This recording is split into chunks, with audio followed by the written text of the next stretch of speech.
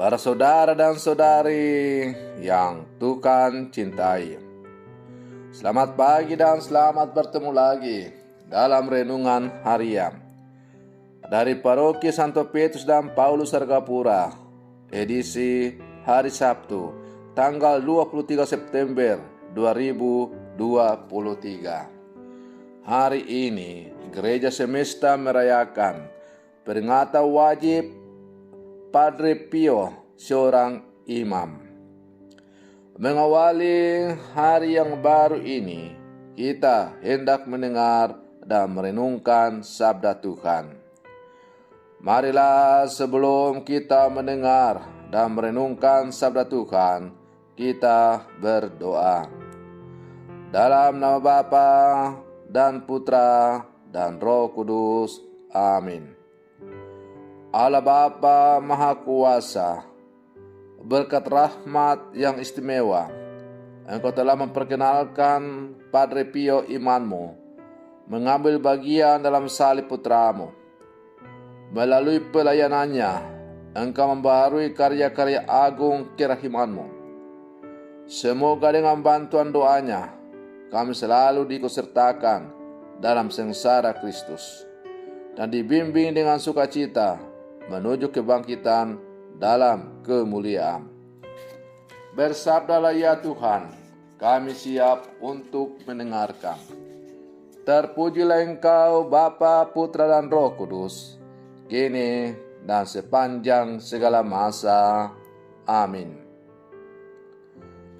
Para saudara dan saudari yang Tuhan cintai, sabda Tuhan yang hendak kita dengar dan kita renungkan untuk mengawali hari yang baru ini diambil dari Injil Lukas pasal 8 ayat 4 sampai 15. Tuhan bersamamu. Inilah Injil suci menurut Lukas. Banyak orang datang berbondong-bondong dari kota-kota sekitar kepada Yesus. Maka Yesus berkata dalam suatu perumpamaan, adalah seorang penabur keluar menaburkan benih. Waktu ia menabur, sebagian benih itu jatuh di pinggir jalan, lalu diinjak-injak orang dan dimakan burung-burung di udara sampai habis. Sebagian jatuh di tanah yang berbatu-batu dan tumbuh sebentar, lalu layu karena tidak mendapat air. Sebagian lagi jatuh di tempat semak duri, sehingga terhimpit sampai mati oleh semak-semak yang tumbuh bersama-sama. Dan sebagian jatuh di tanah yang baik, lalu tumbuh dan berbuah 100 kali lipat. Sesudah itu Yesus berseru, barang siapa mempunyai telinga untuk mendengar, hendaklah mendengar. Para murid menanyakan kepada Yesus maksud perumpamaan itu. Yesus menjawab, kalian diberi kurnia mengetahui rahasia kerajaan Allah, tetapi hal itu diwartakan kepada orang lain dalam perumpamaan, supaya sekalipun memandang mereka tidak melihat, dan sekalipun mendengar mereka tidak mengerti.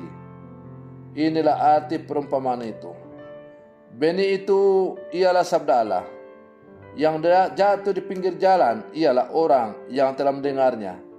Kemudian datanglah iblis, lalu mengambil sabda itu dari dalam hati mereka, supaya mereka jangan percaya dan diselamatkan. Yang jatuh di tanah yang berbatu-batu ialah orang yang setelah mendengar sabda itu menerimanya dengan gembira, tetapi mereka tidak berakar. Mereka hanya percaya sebentar saja, dan dalam masa pencobaan mereka murtad. Yang jatuh dalam semak duri ialah orang yang mendengar sabda itu, dan dalam pertumbuhan selanjutnya mereka terhimpit oleh kekhawatiran, kekayaan, dan kenikmatan hidup, sehingga tidak menghasilkan buah yang matang.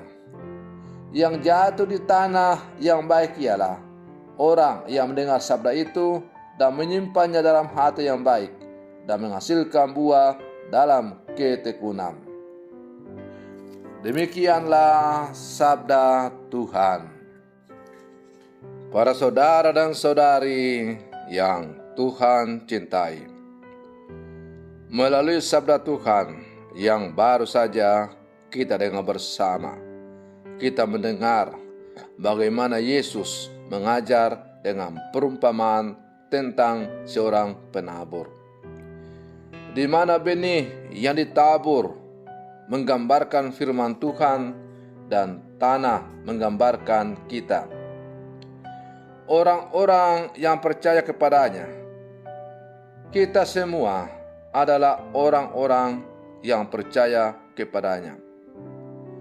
Kita semua ingin menjadi tanah yang subur, sehingga firman Tuhan itu dapat hidup, tumbuh, berkembang, dan berbuah.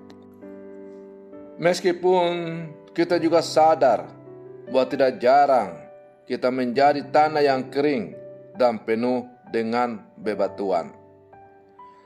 Para saudara dan saudari yang Tuhan cintai, bagaimanakah agar kita dapat atau tetap bisa menjadi tanah yang subur, sehingga benih sabda Allah yang ditanamkan dalam diri kita semakin tumbuh subur dan menghasilkan buah yang berlimpah? Kita diajak untuk mendengarkan, meresapkan, dan melaksanakan firman Tuhan itu dalam kehidupan sehari-hari. Firman Tuhan itu hidup dalam perkataan dan tindakan kita saat di rumah, di tempat kerja, di gereja, di lingkungan, di masyarakat, dan di mana kita hidup dan bertemu dengan orang. Tentu dalam menjalankan firman Tuhan itu, kita akan menghadapi godaan-godaan, tantangan-tantangan, kesulitan, cibiran, dijauhi oleh banyak orang. Namun kita tetap bertahan, karena dalam kondisi seperti itulah kesetiaan, komitmen, dan konsistensi kita sebagai anak-anak Allah diuji dan kita harus lulus. Para saudara dan saudari yang Tuhan cintai, ya, memang menjalani panggilan hidup sebagai murid-murid Yesus bukanlah perkara yang gampang.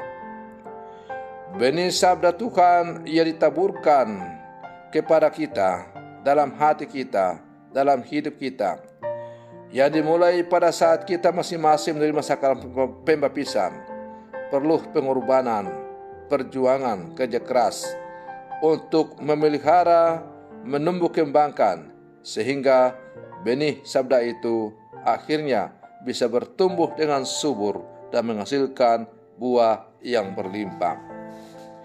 Dan itu tidak bisa terjadi hanya dengan kekuatan diri kita sendiri. Itu tidak mungkin akan terlaksana atau terwujud kalau kita hanya mengandalkan kekuatan diri sendiri. Perlu kerjasama dengan sesama, dan kerjasama terutama dengan Tuhan Sang Pemilik sabda itu. Dengan selalu mengundang Tuhan dalam setiap persiaran hidup kita, dalam mewujudkan benih sabda Allah yang telah ditanamkan di dalam hati kita, kita diajak untuk semakin menyadari kerapuhan kita, ketidakberdayaan kita. Hanya orang yang sungguh-sungguh menyadari dirinya sebagai yang rapuh, lemah, yang mau mengandalkan Allah karena ia merasa tidak berdaya. Sebagaimana orang yang tidak berdaya itu memerlukan pertolongan orang lain agar ia bisa bangkit. Nah, kita sebagai manusia berdosa yang tidak berdaya, kita hanya bisa bangkit, berdiri kokoh kuat, menjalani kehidupan sebagai murid Yesus apabila kita selalu mengundang kehadiran Allah dalam seluruh kehidupan kita. Biarkanlah Allah selalu berjalan bersama dengan kita, membimbing kita, menerangi setiap langkah derap hidup kita, agar kita semakin hidup sesuai dengan sabdanya. Pada akhirnya, sabdanya yang ditaburkan dalam hati kita semakin menghasilkan buah yang berlimpah-limpah.